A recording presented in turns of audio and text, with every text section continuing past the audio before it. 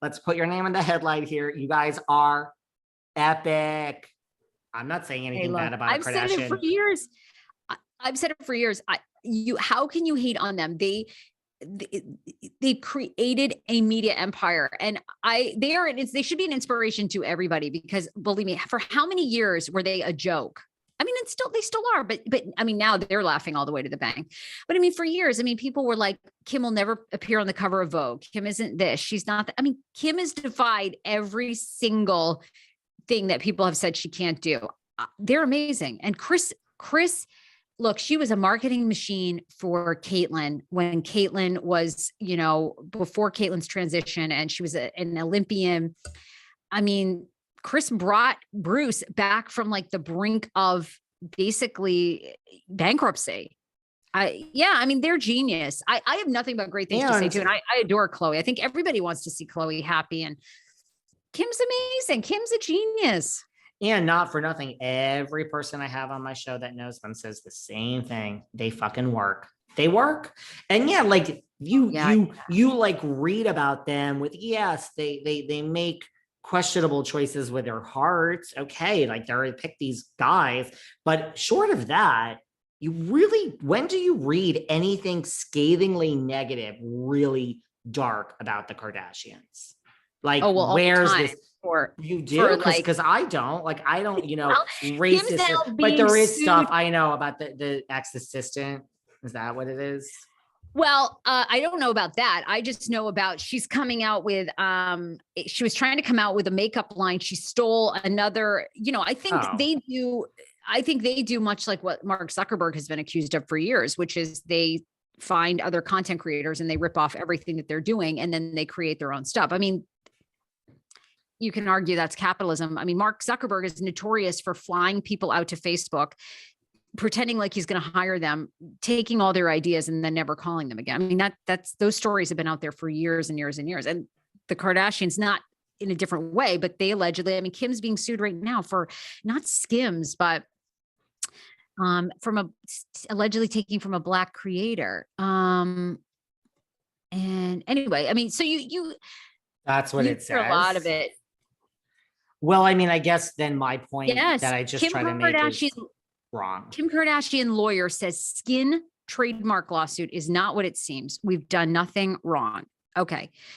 So the whole gist of this is Kim's being sued for skin, is responding to a lawsuit against her claiming, well, now she's going to launch a skincare line called Skin, SKKN.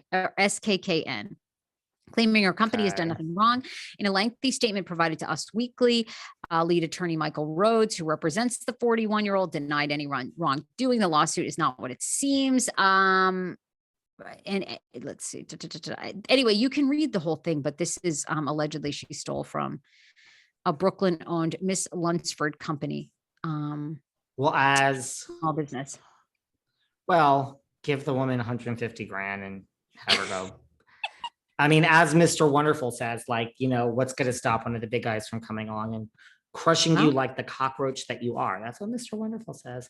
Okay, so I guess my point of what I was just trying to say about the Kardashians is totally been proven wrong. So, David, go check yourself at the door. Well, anyway, no, I think I get what you're saying. But that's the thing about Randall. And so listen, with Harvey, it started as one article, didn't it? By Ronan. And for years, I mean, it was little whispers.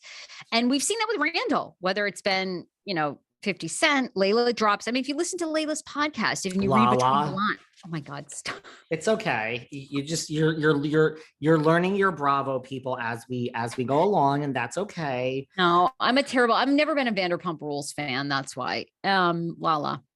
Well, Lala's, if you listen to her podcast and you read between the lines, there's a lot of drama there. But anyway, it was very scathing. Yes. It was very scathing. Everyone should read it. Now, speaking of lawsuits, Miss Nene Elise. This is a juicy one that's just dropping. Now, listen. There's nothing attractive about someone who says, I told you so. There's nothing attractive. Oh, here we go. Okay. when it comes to the legal matters, as I am a lawyer, and really, that's not a brag. There's nothing to brag about being a lawyer. Really, trust me. I really wish I wasn't. I told you so. Told you this is how it's going to play out. It's not going to court. It's going to settle, and Nene's going to get some money. So I am not, once again, you and I have never really argued the merits of whether she should sue or not sue. I'm just saying, look, she alleges these things happen. They either did or they didn't. I do not really care to comment on that. The bottom line is, you file a lawsuit like this, you're going to walk away with money. So, right? So she's going to get, and I'm not saying that's good or bad. I'm just saying now there's like going to be forced arbitrations with Andy Cohen and Bravo, and they're going to have to pay off Nene. She's going to get money. So, well, okay. So from what I read, and you're the attorney, so you tell, but they've been in arbitration for a while. Now the judge has given a 45-day extension because what Bravo and these production or Bravo, Andy Cohen, have offered Nene, she doesn't want to take, right? So the gist of this basically is they have 45 days to come up with a cash agreement and probably a statement, right? Right? Like what you're going to admit to, what I'm not going to admit to, NDA, is Nene ever going to be allowed to talk about it again or not? No. And right. She'll never, right.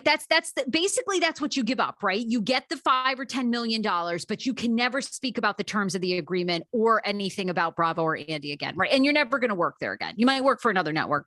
I would think, I don't know, maybe they'll hire her again. I don't know. But they are rejecting that. I mean, I almost wonder, part of me, does she just want to see this go to trial? Listen, and again, well, I don't know. I mean, look, I feel, again, look, you can argue this both ways. One, you could say, does Nene really lie? Does Nene really play the game? Not really. To me, Nene is like a Brandy. Like Nene kind of just is like, this is what happened. I mean, I'm not dealing with the ramifications. So to me, on one hand, Nene she's not in that. Look, even when this thing was happening with Denise and Brandy, Kyle is like, say what you want. I mean, Brandy might be an alcoholic. She might be a drunk. She might be crazy, but she's not a liar. I kind of feel the same way about Nene. But on the other hand, is Nene just a genius? And she's like, someone got in her ear and they're like, you're wronged and we can spin this and you can get money. I'm not going to judge that. I'm not going to, because that's when, people, David, you have to know you and I are two white racists when we start to judge it. So I'm not going to judge that, nor do I want to, nor is that my point, because I just like to focus on the business aspect of it. The bottom line is like, whether it's real or not, which I'm not judging, she's going to get money. It's not just going to go away.